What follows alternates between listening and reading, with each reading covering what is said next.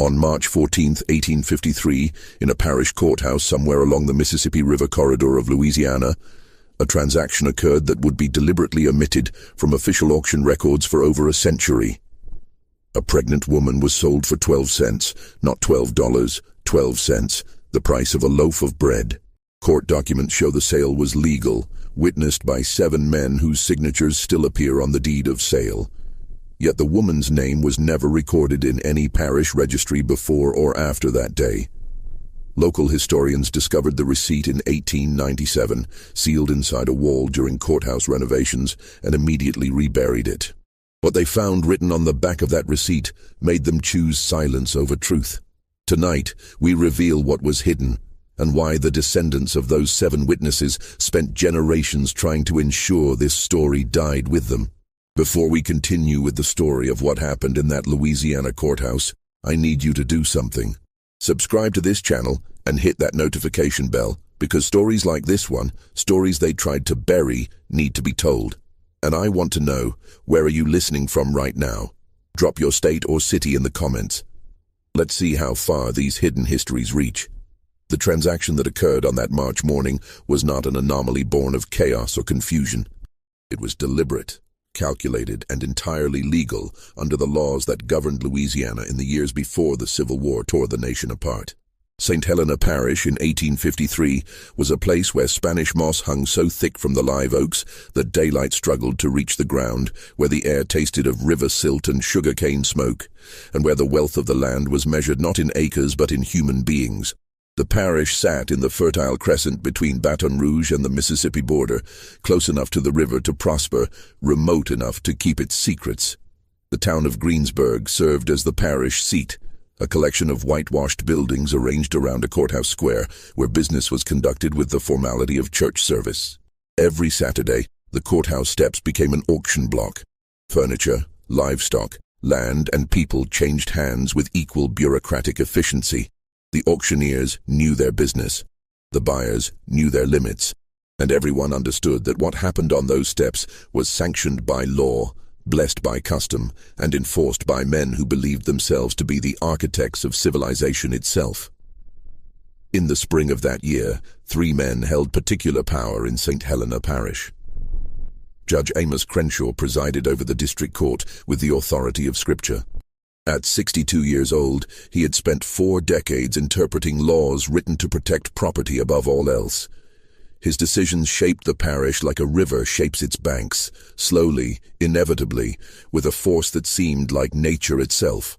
Below him in influence but equal in ambition was Duncan Fairholme, a plantation owner whose family had controlled over 4,000 acres of prime cotton land since Louisiana became a state. Fairholme was 47, educated in Charleston, fluent in French, and ruthless in business. His plantation, Bellamont, employed an overseer named Silas Guthrie, a man whose reputation for cruelty kept the enslaved population compliant through fear alone. The third man in this trinity of power was Nathaniel Pruitt, the parish tax assessor and recorder of deeds. Pruitt was younger, 39, hungry for status in a society where family name meant everything and his meant nothing. He had arrived in Louisiana from Virginia with forged letters of introduction and an understanding that in the chaos of westward expansion, a man could reinvent himself if he was willing to do what others would not. These 3 men intersected on the morning of March 14th because of a woman whose existence had been carefully erased from every record they controlled. Her name was Clara.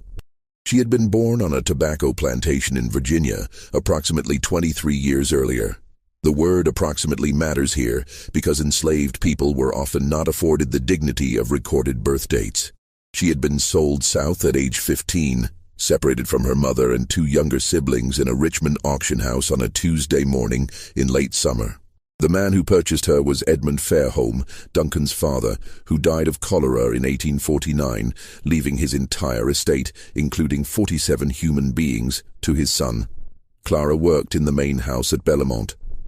She was clever with numbers, could read despite laws forbidding it, and possessed a quiet dignity that Duncan Fairholme first noticed, then resented, then sought to destroy. In October of 1852, Clara became pregnant. She never spoke the father's name aloud. She did not need to. Everyone in the main house knew. The enslaved women who worked alongside her knew. Duncan Fairholme's wife, Margaret, knew. And Duncan himself knew with a certainty that filled him with such rage that he could barely look at Clara without his hands shaking. Because the father was not Duncan. It was his younger brother, William. William Fairholme was everything Duncan was not. Where Duncan was severe, William laughed easily. Where Duncan saw human beings as agricultural investments, William saw the fundamental evil of the system he benefited from and lacked the courage to oppose it. He was 28 years old, unmarried and living in the overseer's cottage at the edge of Belmont's property, ostensibly managing the northern fields, but mostly drinking and reading abolitionist literature he smuggled from New Orleans. His relationship with Clara began as conversation. She brought meals to the cottage twice daily. He asked her questions about her life before Belmont. She answered cautiously at first, then with increasing honesty, as she realized he listened differently than other white men. Over months, conversation became something else, something that crossed every boundary their world had constructed. When Clara's pregnancy began to show in late December, William did something unprecedented. He went to his brother and offered to purchase Clara's freedom. The conversation occurred in Duncan's study on a Saturday evening. No written record exists of what was said, but what happened next was documented with meticulous precision. Duncan refused the offer. More than refused. He was insulted by it. In his view, William had violated the sanctity of property rights, had endangered the racial hierarchy upon which their entire society depended, and had embarrassed the Fairholme name in a way that could destroy their standing if it became public knowledge. William argued that he loved Clara, that the child was his, that they should be allowed to go north, to a free state, to build a life beyond the reach of Louisiana law. Duncan's response was to immediately sell Clara, not to a slave trader who might take her far away, where William could never find her. That would be too simple, too merciful. Duncan wanted his brother to watch, to witness, to understand the consequences of what Duncan called his betrayal. He arranged for Clara to be included in a public auction scheduled for March 14th, a routine sale of property seized for unpaid debts. The courthouse steps, full public view, entirely legal. But Duncan added a condition that revealed the depth of his cruelty. He set Clara's minimum bid at 12 cents. The amount was deliberate. In 1853, the average price for an enslaved woman of childbearing age in Louisiana was between $800 and $1,200. By setting the price at 12 cents, Duncan achieved several objectives simultaneously. He demonstrated that Clara had no value to him. He humiliated William by showing that the woman he claimed to love was worth less than a newspaper. And most cunningly, he ensured that no legitimate buyer would bid. Because in the economy of slavery, price signaled quality. A woman offered for 12 cents must be damaged, diseased, unsuitable for work. No plantation owner would risk even minimal investment on such obvious refuse. Duncan knew exactly one person would bid. His plan was not to sell Clara to a stranger. It was to sell her to someone who would ensure her suffering continued under circumstances William could not prevent. He was selling her to Silas Guthrie, his overseer. The night before the auction, William Fairholme disappeared. He left no note, took no horse, simply walked away from Belmont sometime after midnight and was never seen in St. Helena Parish again. Some said he went north to join abolition movements in Boston. Others claimed he drowned himself in the Mississippi, unable to live with his powerlessness.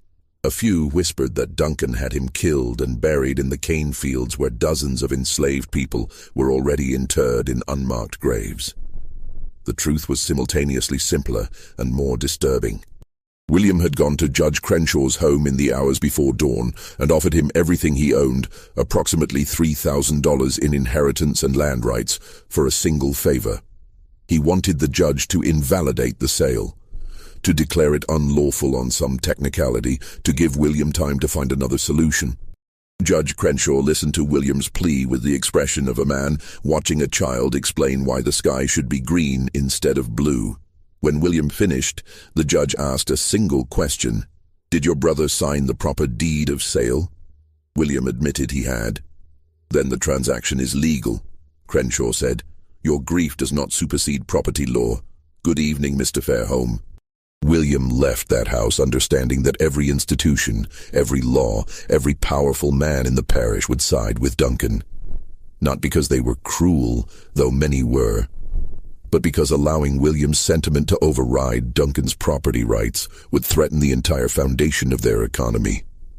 If love could supersede ownership, the system would collapse. Clara spent her last night at Bellamont, in the quarters, surrounded by women who braided her hair and sang songs that were older than Louisiana, older than America, songs carried from Africa in the bellies of ships. They knew they would likely never see her again. They knew what men like Silas Guthrie did to women they owned. One of the women, an elderly cook named Bethy, who had survived 50 years of bondage, pressed a small cloth bundle into Clara's hands. Inside was a knife, barely longer than Clara's palm, wrapped in oilcloth. "You hide this," Bethy whispered. "You hide it good. And when the time comes, you do what needs doing." Clara nodded. She understood. The knife was not for self-defense. It was for mercy. For her child, if things became unbearable. For herself, if there was no other escape. She sewed it into the hem of her dress that night, her fingers steady despite the fear that tasted like copper in her mouth. The auction began at 10 in the morning under skies so gray they seemed to mirror the moral character of everything occurring beneath them. Approximately 40 people gathered in the courthouse square. Most were there for livestock and furniture. A few came specifically for the human merchandise. Nathaniel Pruitt stood on the courthouse steps with the deed of sale in his hands, reading from it in a voice designed to carry across the square. He described Clara with the same inflection he used for describing a lame horse. Female. Age approximately 23 years. House-trained, literate, though such skill is of questionable value. Currently with child. Minimum bid, 12 cents. A murmur rippled through the crowd. 12 cents. Something was wrong with this one. Several men who had been prepared to bid immediately lost interest. Why risk investment on obviously defective property? Silas Guthrie stood near the front, his hat pulled low, his expression unreadable. He was waiting for the crowd to disperse, waiting for the moment when no one else would bid, when he could purchase Clara for the pittance Duncan had arranged, when she would become his property to do with as he pleased. But something unexpected happened. A man near the back of the crowd raised his hand. 12 cents, he called out. Every head turned. The man was a stranger, tall, thin, wearing a traveler's coat dusty from the road. His face was weathered in the way that suggested years of outdoor labor, but his bearing was wrong for a field hand. He stood too straight, looked people in the eye too directly. Nathaniel Pruitt hesitated. "You are bidding 12 cents for this property?" "I am." "Your name, sir?" "Isaiah Mercer." Pruitt glanced toward Silas Guthrie, who was staring at the stranger with an expression of genuine confusion. This was not part of the plan. Duncan had arranged for Guthrie to be the only bidder. Who was this man? "Do you have 12 cents, Mr. Mercer?" Isaiah Mercer approached the steps, reached into his pocket, and placed 12 copper pennies on the podium where Pruitt stood. "I do." From his position near the courthouse door, Judge Crenshaw watched this exchange with increasing interest. He had been present at the auction, specifically to ensure Duncan's plan proceeded smoothly. But now, an unknown variable had entered the equation. Pruitt looked desperately towards Silas Guthrie. The overseer's face had gone red. He understood what was happening. If he bid 13 cents, he would reveal his interest.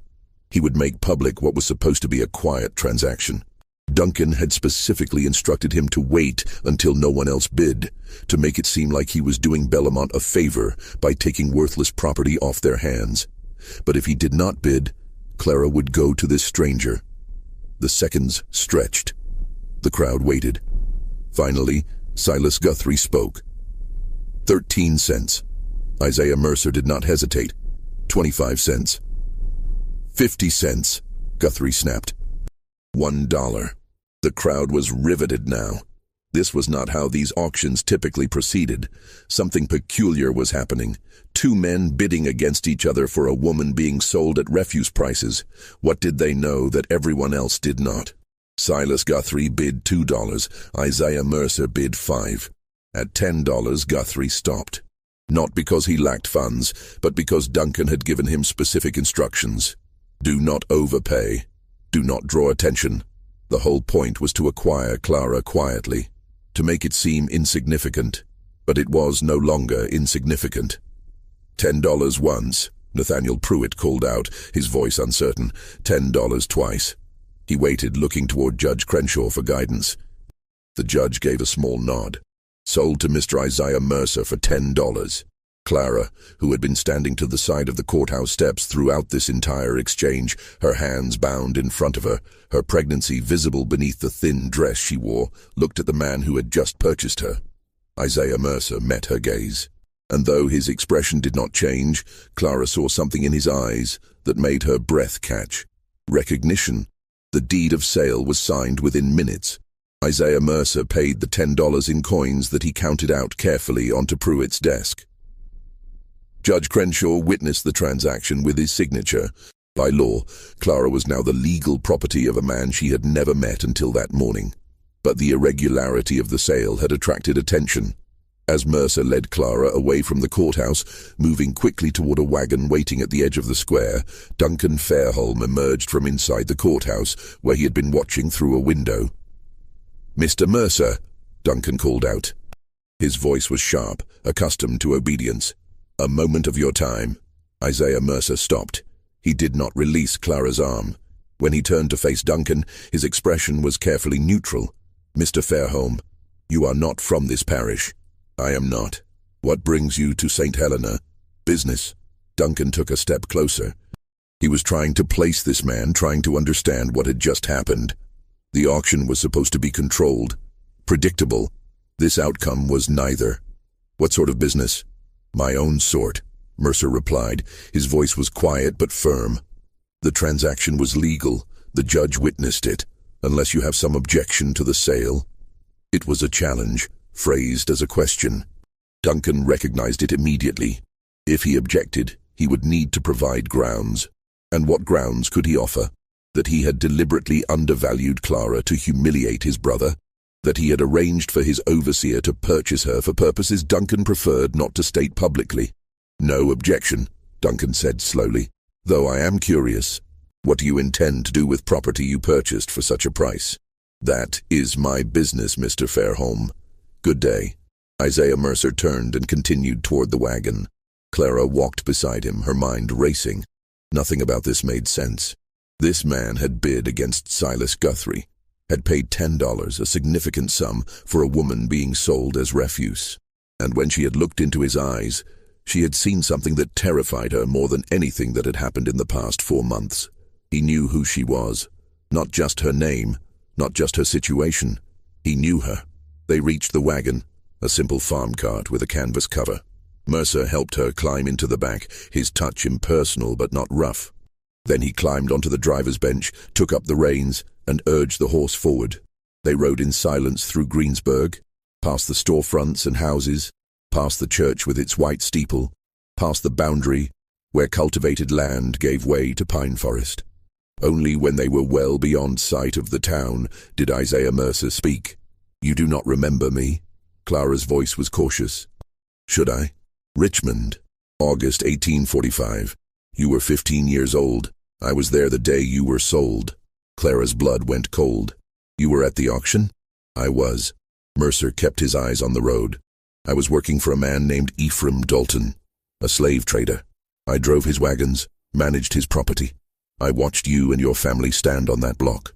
I watched your mother scream when they separated you. I watched Edmund Fairholme pay $700 and lead you away. Then you are no different than the rest of them," Clara said, her voice hard. "I was no different," Mercer corrected. "I am no longer that man." He reached into his coat and withdrew a folded piece of paper. Without taking his eyes from the road, he handed it back to Clara. "Read it."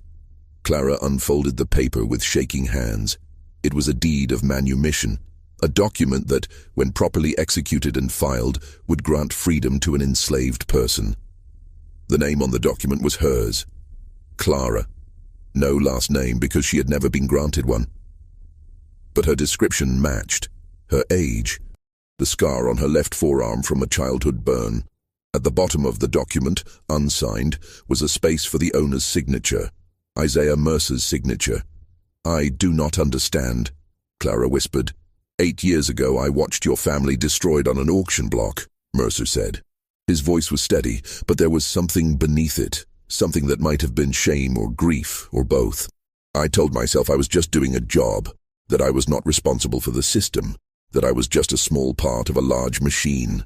Then, one night in New Orleans, I watched Ephraim Dalton beat a man to death over $5. I watched him do it slowly, and I realized that every person who participates, no matter how small their role, makes the machine function. So I left. I went north. I worked with people who were trying to dismantle what I had helped build." He paused, navigating the wagon around a fallen branch. 3 months ago, a man came to a meeting in Cincinnati. His name was William Fairholm. He told us about a woman in Louisiana who was carrying his child. He told us his brother was going to sell her to an overseer known for brutality. He gave us the date and location of the auction. He asked if anyone could help. Clara's hand moved instinctively to her stomach. "William sent you?" "He paid me," Mercer said.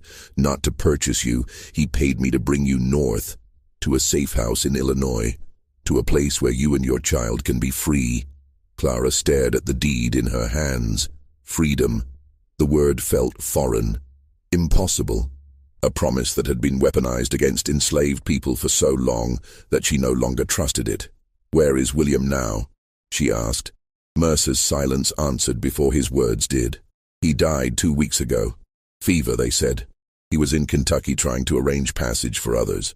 The people I work with, they think it might not have been fever. They think someone from Louisiana tracked him down." Clara closed her eyes. William. Reckless, idealistic William, who had read her poetry and promised her things that could never be.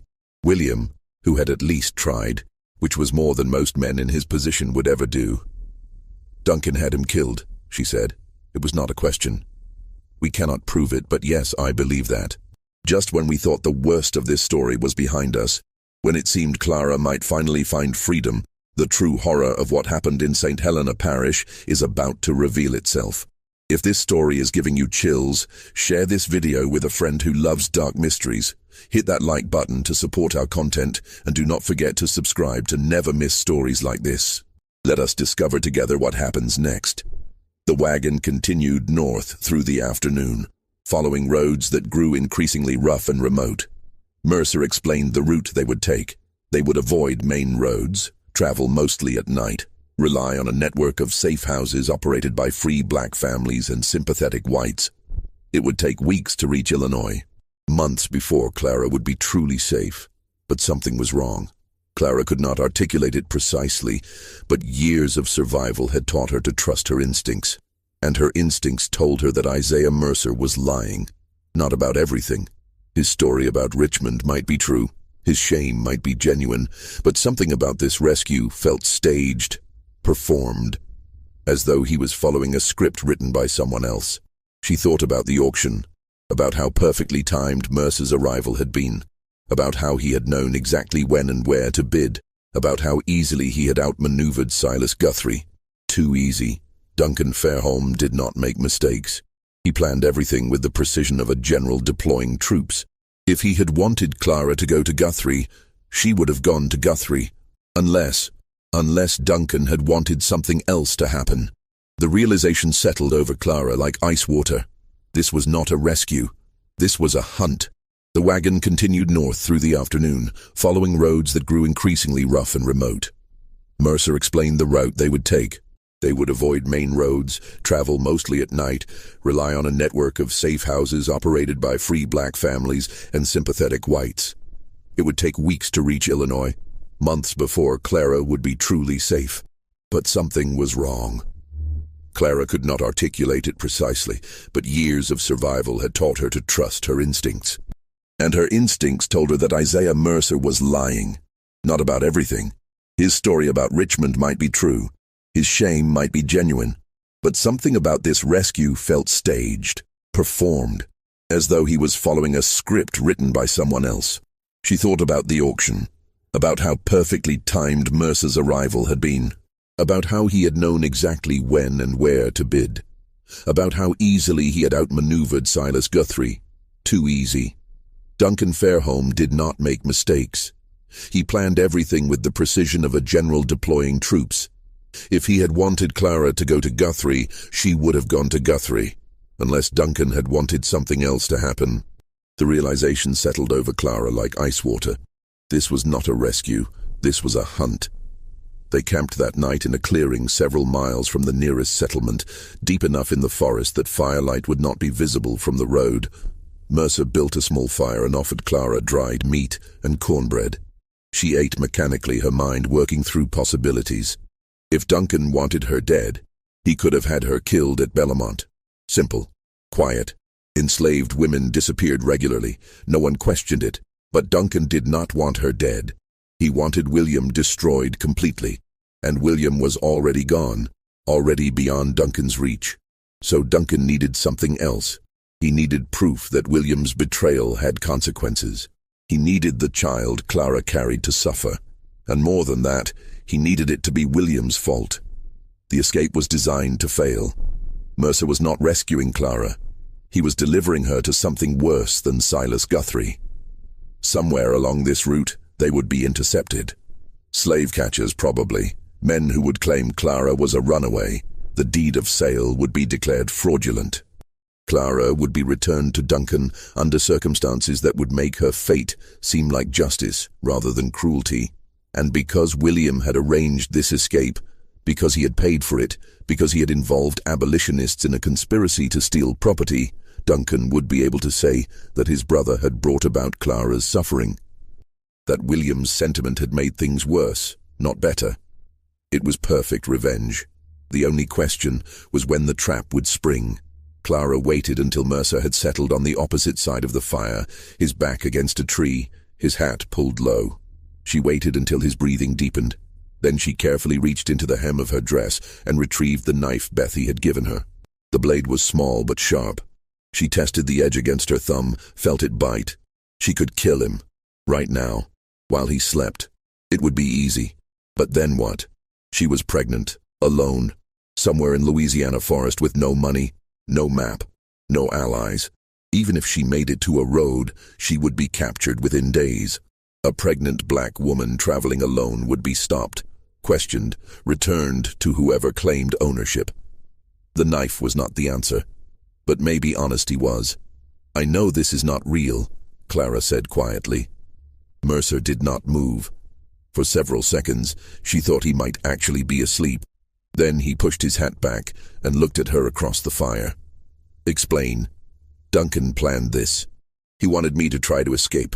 He wanted it to fail. You are part of that plan." Mercer's expression did not change. "Why would I agree to such a plan? Money or safety? Maybe Duncan threatened to expose you for helping runaways. Maybe he offered to pay you more than William did. I do not know why, but I know this is not what you told me it was." The fire crackled between them. Somewhere in the darkness, an owl called. Finally, Isaiah Mercer spoke.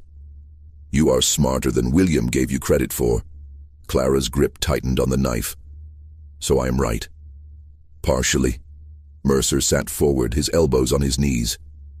"Yes, Duncan knows about this escape. Yes, he planned for it to fail, but you are wrong about why I am helping him."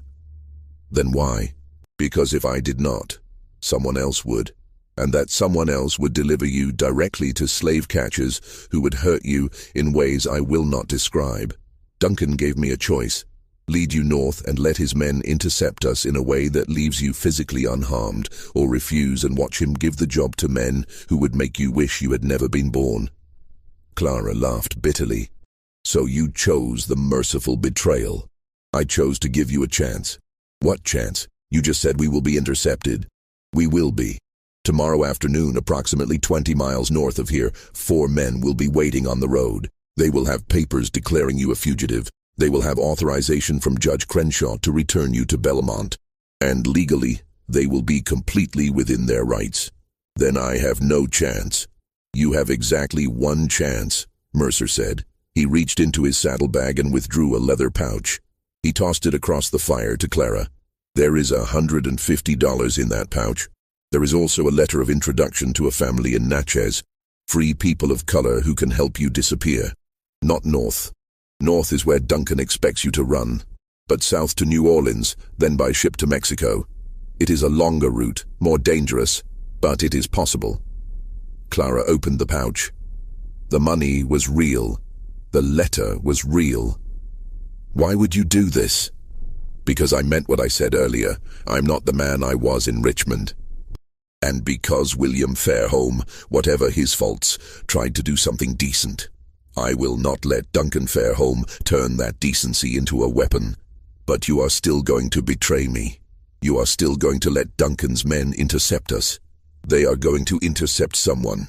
Mercer corrected. It does not have to be you. He stood and walked to the back of the wagon. When he returned, he was carrying a bundle of clothing. Women's clothing. A dress similar to Clara's, but larger. A shawl. A bonnet. There is a settlement 8 miles south of here. Small place, mostly free black families and poor whites. There is a woman there named Ruth Chambers. She is approximately your height, your complexion, and she is dying. Consumption. She has perhaps weeks left. I spoke with her yesterday. I paid her family $50 to help us. Clara stared at him. I do not understand. Tomorrow morning you take this money and these clothes. You walk south to the settlement. You tell the Chambers family that Isaiah sent you. They will hide you until the men looking for you have passed through the area. Then they will help you get to Natchez. From there, you follow the letter's instructions. And you, Ruth Chambers, will take your place in this wagon.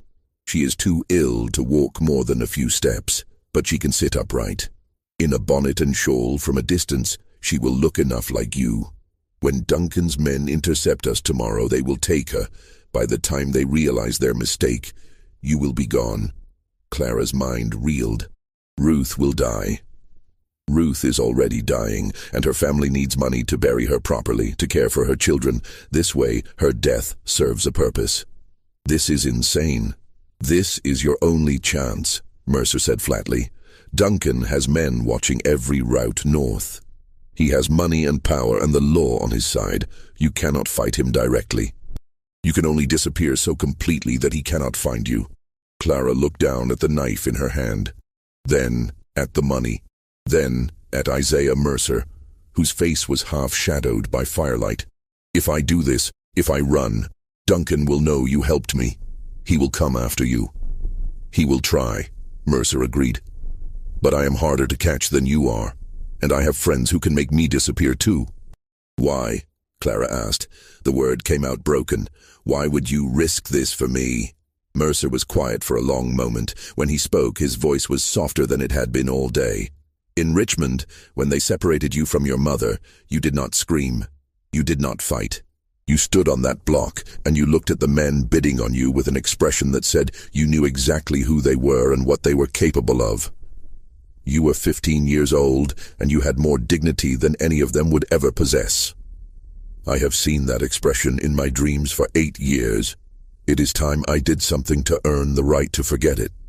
Clara felt tears burn behind her eyes but refused to let them fall. Crying was a luxury enslaved women could not afford. Tears were interpreted as weakness, as submission, as evidence that they had accepted their condition. She had learned early to keep her grief internal, to let it calcify into something harder. There is something else you should know, Mercer continued. His voice had dropped lower as though the forest itself might be listening. About Duncan Fairholme. What about him? William told us things before he died. Things about his brother. About Bellamont.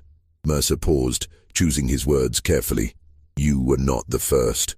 Clara's blood went cold. The first what? The first woman Duncan sold to Silas Guthrie. There were 3 others. Over the past 5 years. All of them house servants. All of them young. Duncan would arrange some minor infraction, some excuse to remove them from the main house.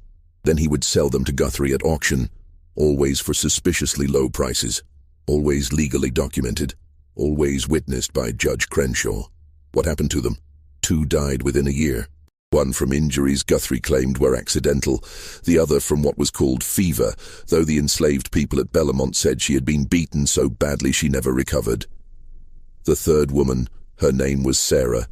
She disappeared entirely. Guthrie claimed she ran away. No one ever saw her again. Clara thought of Bethy, the elderly cook who had given her the knife. Bethy would have known these women, would have watched them disappear one by one, would have understood exactly what fate awaited Clara if she ended up in Guthrie's possession. Why would Duncan do this? Clara asked, though she suspected she already knew the answer. Because he could, Mercer said simply. Mercer? Because the law gave him absolute power over the people he owned, and absolute power reveals what men truly are. Duncan Fairholm is a man who enjoys the suffering of others, particularly women who show intelligence or dignity or any quality that threatens his sense of superiority. And Judge Crenshaw allowed this. Judge Crenshaw facilitated it. Every sale was legal. Every transfer of property properly documented. The judge never asked why these women were being sold so cheaply, never questioned the pattern. He simply signed the papers and collected his fees. Clara looked down at the knife in her hand. 3 women before her, all of them destroyed by the same mechanism, all of them erased from history as thoroughly as if they had never existed. William knew about this. He discovered it about a year ago, found records in Duncan's study. That was when he started reading abolitionist literature, when he started believing the system itself was the problem, not just individual cruelty within it. He tried to convince Duncan to free the enslaved people at Belmont, offered to forfeit his own inheritance if Duncan would release them. Duncan laughed at him. Mercer fed another branch to the fire. When you became pregnant, William saw it as his chance to do something right, to save at least one person from the machine. He contacted abolitionists in Cincinnati, paid them everything he had, made arrangements for your escape, but Duncan found out. How? We think someone in Cincinnati betrayed us. Someone who sold information to slave catchers, who then sold it to Duncan. By the time William realized the escape plan was compromised, it was too late. Duncan had already restructured the whole auction to ensure you would end up exactly where he wanted you. Then why did William go to Kentucky if he knew the plan had failed? Mercer's jaw tightened. Because he was trying to find another way. He thought if he could reach the Underground Railroad network, if he could get messages to conductors who operated in Louisiana, he could arrange a secondary rescue, something Duncan would not anticipate. But Duncan found him first. Duncan's reach is longer than any of us understood. He has connections to slave catchers across 5 states, men who make their living hunting human beings. When William started asking questions in Kentucky, someone reported it. 3 days later, William was dead. Clara absorbed this information slowly. William, foolish and idealistic William, had actually tried. More than that, he had kept trying even after his first plan failed. That had to count for something, even if it ultimately accomplished nothing. The fever, they said, killed him. Clara asked, "What really happened?" "We will never know for certain. His body was found in a boarding house in Louisville. The proprietor said William had been sick for 2 days, complained of stomach pain, vomiting, died in his sleep. But one of the abolitionists who saw the body afterward said William's fingernails were blue. His lips were discolored. Those are signs of poisoning, not fever. Duncan poisoned his own brother, or paid someone to do it. Either way, William became a problem Duncan needed to eliminate. And Duncan is very good at eliminating problems while keeping his own hands clean." Clara thought about this, about a man so consumed by the need for control that he would murder his own blood relative, about a system that gave such men power and called it civilization. "If Duncan could kill William and make it look natural," Clara said slowly, "then he could kill you too. You understand that, yes? This plan you have, sending me south while Ruth takes my place, it will only work if Duncan believes you were genuinely trying to help me escape. If he suspects you deliberately failed him, you are a dead man." "I know. Then why risk it?" Mercer looked at her directly. "Because I am tired of being the person who looks away. I am tired of telling myself that I am just following orders, just doing a job, just trying to survive in a system I did not create. Every person who makes that excuse, who chooses their own safety over someone else's suffering, makes the system stronger. I cannot dismantle slavery by myself, but I can save one person. I can do one thing that matters." It was, Clara realized, the same logic that had motivated William. The same futile, beautiful logic that got idealistic people killed. But it was also the only logic that ever changed anything. Clara made her decision. "I will go south," she said. "But I need to know something first. The Chambers family. How did you find them? How did you arrange this? I have been traveling through Louisiana for 3 months, preparing for your escape. I made contacts in several communities, offered money to families who might be willing to help. The Chambers family was one of 3 who agreed. 3 families. You planned multiple escape routes. I planned for contingencies. Duncan is not the only one who can think several moves ahead." Clara felt something shift inside her.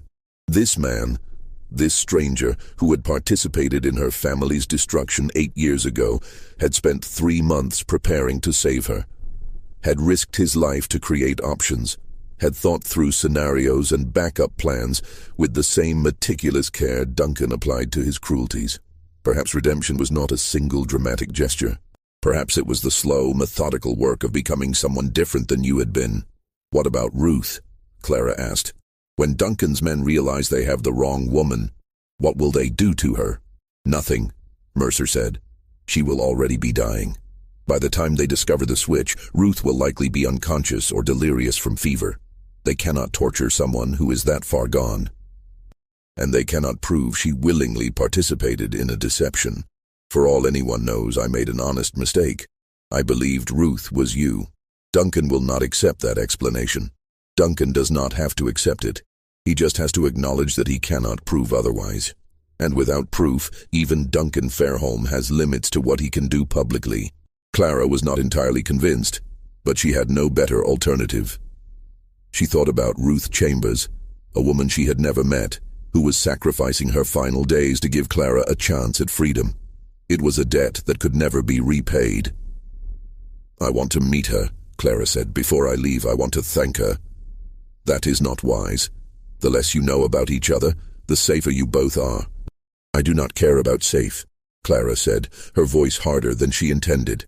"A woman is dying for me. The least I can do is look her in the eye and tell her I will not waste what she is giving me."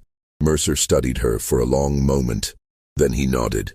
"We will stop at the settlement in the morning. You will have 15 minutes. No more." They reached the Chambers settlement just after dawn. It was less a town than a collection of cabins arranged around a common well, home to perhaps 30 people. Free black families mostly, along with a few white families too poor to care about racial hierarchies. The kind of place that appeared on no official maps, that existed in the gaps between parishes, that survived by being invisible to those who might want to destroy it. Ruth Chambers lived in the smallest cabin at the edge of the settlement. Her husband had died 2 years earlier in a logging accident. Her children, 3 of them ranging from age 4 to 12, were being cared for by neighbors, while their mother spent her final days in relative peace. Relative, because consumption did not allow for peaceful deaths. It hollowed you out slowly, turned your lungs into useless meat, made every breath a battle you knew you would eventually lose. Clara entered the cabin with Mercer behind her. The interior was dim, lit only by a single window covered with oiled paper. The air smelled of sickness and sage, the latter burned in a futile attempt to mask the former. Ruth lay on a narrow bed against the far wall. She was thin enough that her body barely raised the blanket covering her. Her skin had the grayish cast of someone whose organs were failing, but her eyes, when she looked at Clara, were clear. "You are the one," Ruth said. Her voice was barely a whisper. "I am Clara. They told me you were worth saving. I wanted to see if that was true." Clara moved closer to the bed. "I do not know if I am worth what you are giving. Nobody is worth a life," Ruth said. "But that is not why I agreed to help you. I agreed because my children need what Mr. Mercer paid, because I am dying anyway, and because if I have to die, I would rather die doing something that means something." "Your children," Clara said. "What will happen to them?" "My sister will take them. The money Mr. Mercer gave us will be enough to feed them through the winter, maybe enough to buy a small plot of land where they can grow their own food. It is more than I could have given them otherwise." Clara felt tears burning again. She knelt beside the bed, took Ruth's hand. The bones felt like bird bones, light and fragile. "I will remember you," Clara said. I will tell my child about you, about what you did. Your name will not be forgotten. Ruth smiled weakly. Names do not matter much where I am going, but if it comforts you to remember, then remember. Just make sure you live. Make sure that baby lives. Do not let me trade my death for nothing. I will live, Clara promised. Whatever it takes. Good. Ruth's eyes fluttered closed. Now go. Mr. Mercer will tell you what to do next, and do not look back. Looking back only makes the leaving harder. Clara squeezed Ruth's hand once more, then stood. As she turned toward the door, Ruth spoke again. One more thing. When they take me tomorrow, when Duncan Fairholme's men realize I am not you, they will be angry. They might say cruel things. They might threaten me. But they will not hurt me. I will make sure of that. How? Ruth opened her eyes again. There was something in them now, something fierce despite the weakness of her body.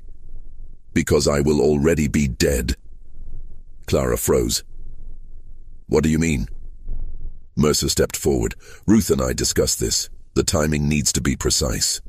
If she dies during the interception, before Duncan's men can question her, they have no leverage. They cannot prove deception. They cannot punish anyone. All they can do is admit they failed. You are planning to die at exactly the right moment? Clara asked, incredulous. I am planning to die on my own terms, Ruth corrected. Consumption will kill me within weeks anyway. This way I choose when and how. This way my death serves a purpose instead of just being another tragedy. Clara understood then. Ruth had medicine, something the settlement doctor had given her, probably laudanum or morphine, intended to ease her pain in the final days. And she was planning to take too much of it, deliberately, to time her death so that it occurred during the interception, making Duncan's entire plan collapse. It was brilliant and horrible in equal measure. You have thought of everything, Clara whispered. No, Ruth said. Mr. Mercer thought of everything.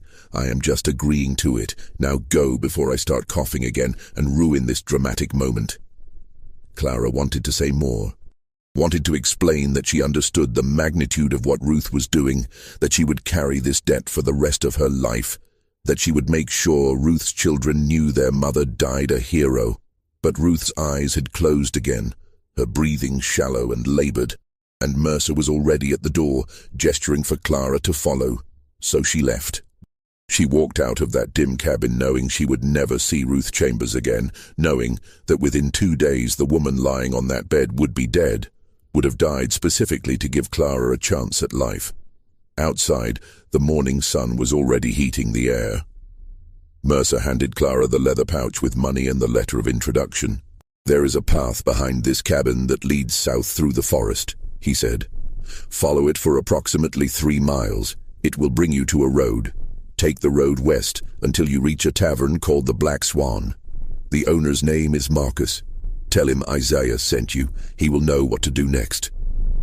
And then you follow the instructions in the letter. Trust no one who does not use the passwords written there. Move only at night. Avoid main roads. Get to Natchez. Get on a ship. Get to Mexico. Disappear so completely that Duncan Fairholme spends the rest of his life wondering what happened to you. Clara nodded. She adjusted the bundle of clothes under her arm, felt the weight of the money pouch. What about you? She asked. I will continue north with Ruth. I will deliver her to Duncan's men, and then I will disappear too. He will hunt you. Let him try. Mercer smiled grimly. I have been running from things my whole life. I am very good at it.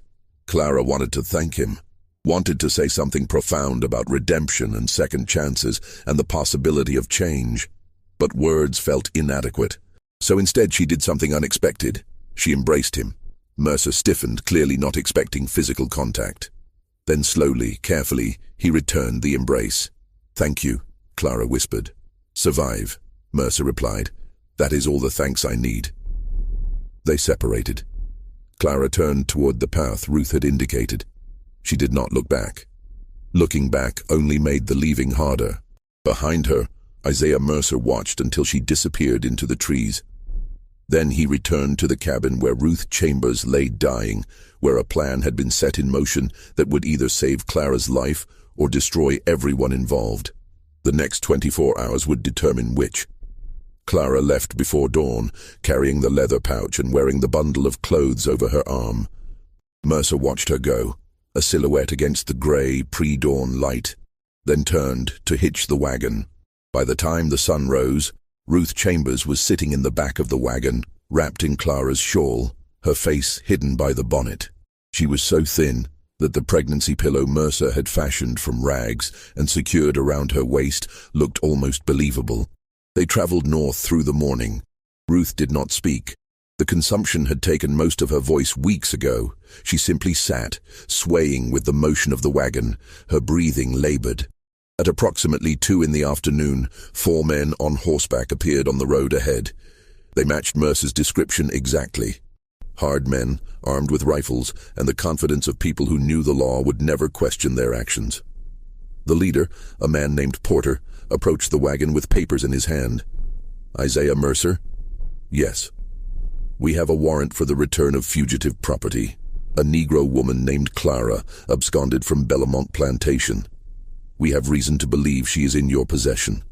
"I purchased that woman legally," Mercer said. "I have the deed of sale. The deed was obtained under false pretenses. Judge Crenshaw has voided the transaction. The woman is to be returned to her rightful owner." Porter moved to the back of the wagon. He pulled aside the canvas covering. Ruth Chambers looked up at him with eyes that were fever-bright and already halfway to another world. "This her?" Porter asked. One of his companions rode closer, studying Ruth's face. "Hard to tell with the bonnet. Make her stand up." "She is ill," Mercer said. "I did not ask. Make her stand." Mercer climbed into the back of the wagon. Gently, he helped Ruth to her feet. She swayed, nearly fell. The pregnancy pillow shifted slightly beneath the shawl. Porter's eyes narrowed. "She looks wrong." "Consumption," Mercer said. "She caught it on the journey. I was bringing her back south because she is too ill to travel north." "Convenient." Porter grabbed Ruth's arm, pulled her toward him. The bonnet fell back. Ruth's face was gaunt, her skin grayish. She bore perhaps a passing resemblance to Clara, if you squinted and did not look too closely. But up close, the differences were obvious. "This is not her," Porter said slowly. "I assure you this is the woman I purchased from the auction in Greensburg." "You are lying." Porter released Ruth so roughly that she collapsed back onto the wagon bed. He turned to his men. "Search everything. She is here somewhere." They tore apart the wagon, ripped through supplies, checked beneath the driver's bench, examined every inch of canvas. They found nothing, because there was nothing to find. Porter stood in the road, the papers in his hand now meaningless. He had been paid to intercept a specific woman. He had been promised it would be simple, and now he was returning to Duncan Fairholme empty-handed. "Where is she?" he demanded. "I do not know what you are talking about," Mercer said calmly. "This is the woman I purchased. If she is not the woman you are looking for, that is not my concern." Porter took a step forward. "Duncan Fairholme will hear about this. I hope he does. Perhaps he will explain why he is harassing law-abiding citizens over property disputes." It was a stalemate. Porter knew he had been outsmarted, but could not prove it. If he killed Mercer, he would have to explain to Judge Crenshaw why he had murdered a man who appeared to be innocent. If he took Ruth, he would have to explain why he had seized a dying woman who clearly was not the fugitive they sought. One of Porter's men, a former slave catcher named James Ridley, had been studying Ruth carefully. He had participated in dozens of captures over his 15-year career. He knew how to assess human property, and everything about this situation felt wrong. "We need to question her," Ridley said, gesturing to Ruth. Porter crouched beside Ruth, who was still lying in the wagon bed where she had fallen. Her eyes were open but unfocused. Her breathing had become shallow and irregular. "Where is Clara?" Porter demanded. "What did you do with her?" Ruth's eyes focused on Porter with visible effort, and then, impossibly, she smiled. "Gone," she whispered. "Beyond your reach. Beyond Duncan Fairholme's reach. She is free." "Where?" "I will never tell you." Ruth's smile widened, blood now visible on her teeth. "You can beat me. You can torture me. But I will be dead long before you get any answers. I made sure of that. Porter understood then. This woman had poisoned herself, had deliberately taken something that would kill her during this exact confrontation, had turned her own death into a weapon against Duncan's plan. "You stupid woman," Porter said, though his voice had lost its certainty. "You think this helps anyone? Duncan will find her eventually. He always does." "Maybe," Ruth agreed. Blood was now flowing freely from her mouth, mixing with the foam that had begun to gather at the corners of her lips. "Or maybe she will disappear into a world where men like you and Duncan Fairholme have no power. Maybe she will live to be old. Maybe her child will grow up free. Maybe your entire system will collapse and be remembered only as a nightmare our descendants will struggle to believe was real." Her breathing stuttered, stopped, started again with a wet, rattling sound. "I die knowing I helped destroy something Duncan spent months building."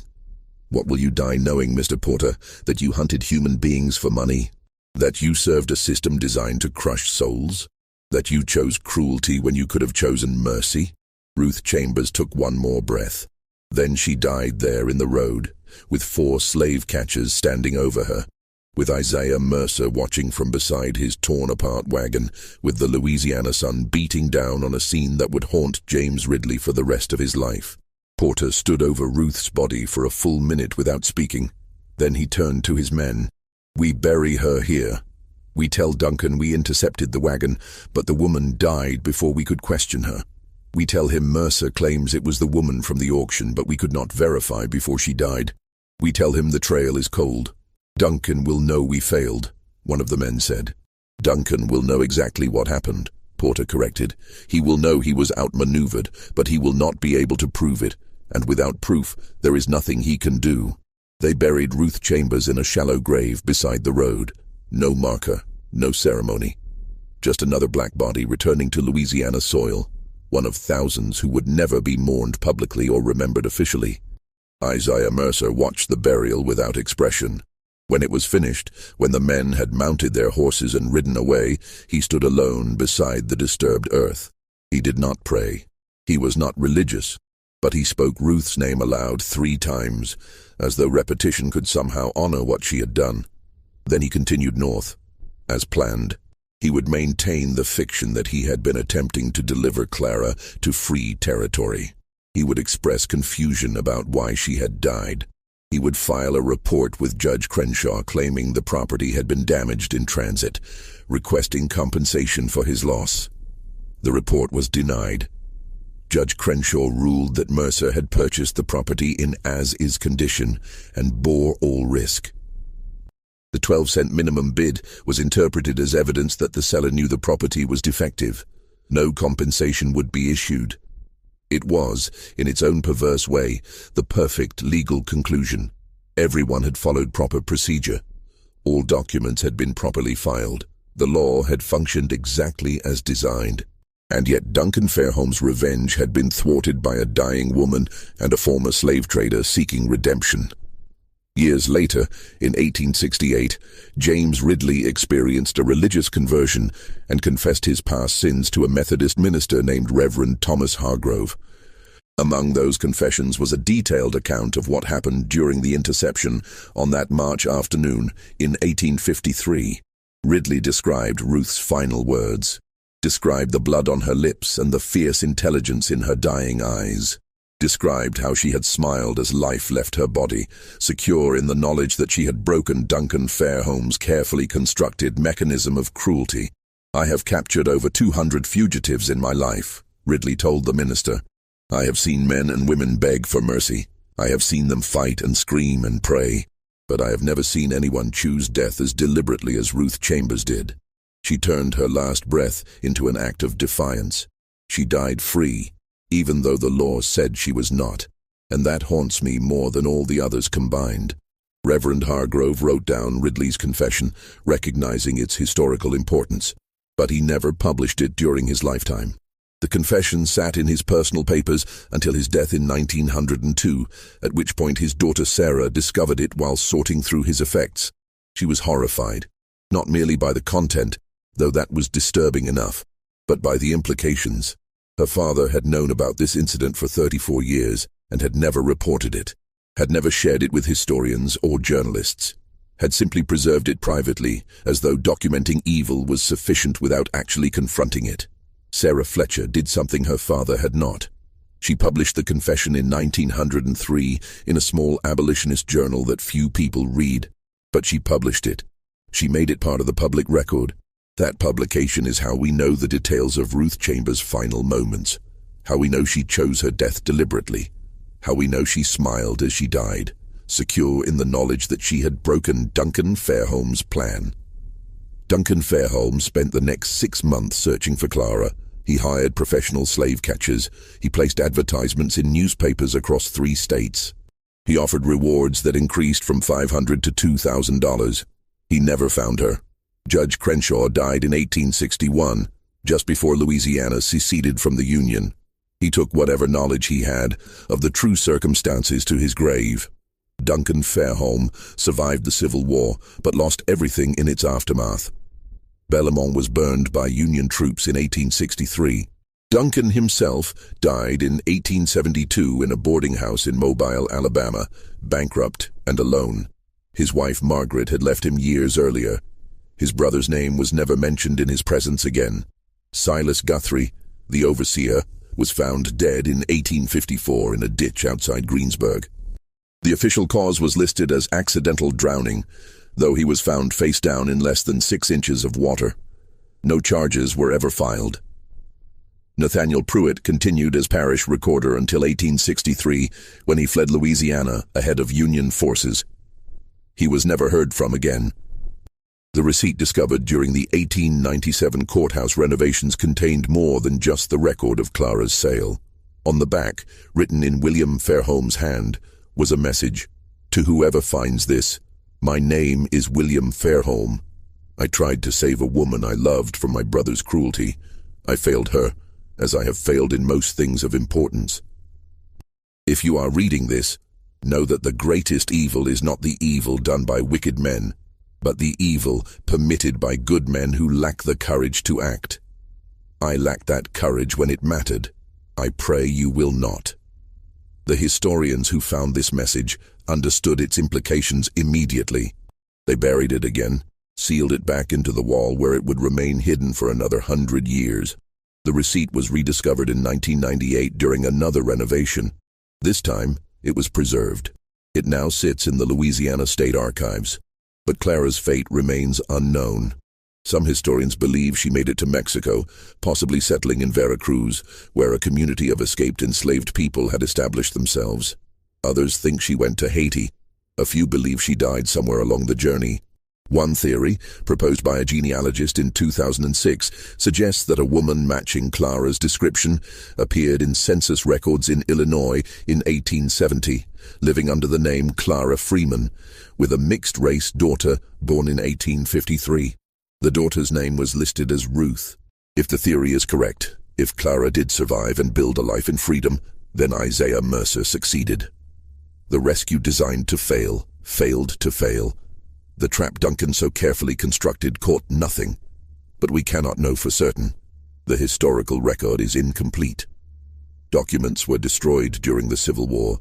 Memories were deliberately suppressed. What we are left with is fragments. A deed of sale, a receipt, a message hidden in a wall, census records that might refer to someone else entirely, and questions that will never be fully answered.